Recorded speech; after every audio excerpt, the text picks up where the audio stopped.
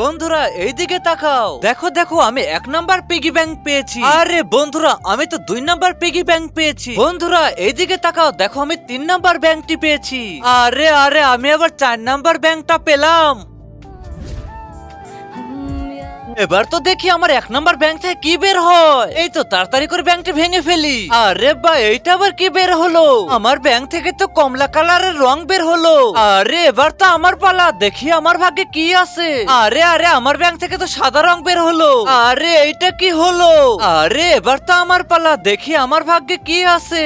আরে আমার ভাগ্যে তো সবুজ রং বের হলো। আরে আরে এটা কি হলো?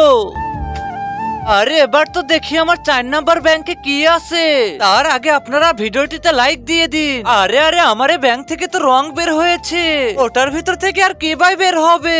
আরে 1 2 3, আরে বা এইটা আবার কি বের হলো? নীল রং। আরে বা নীল রঙের মানেটা কি আবার? আরে বন্ধুরা আমার মাথায় তো একটা আইডিয়া এসেছে, চলো আমার সাথে।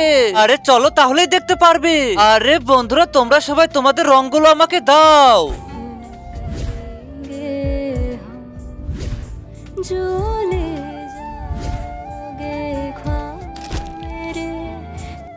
আরে আরে এই রংগুলো দিয়ে কি বানাচ্ছে কিছুই তো বুঝতেছি না। আরে বা এটা তো আমাদের দেশের জাতীয় পতাকা তৈরি হলো। সবাই সালাম প্রদর্শন করো।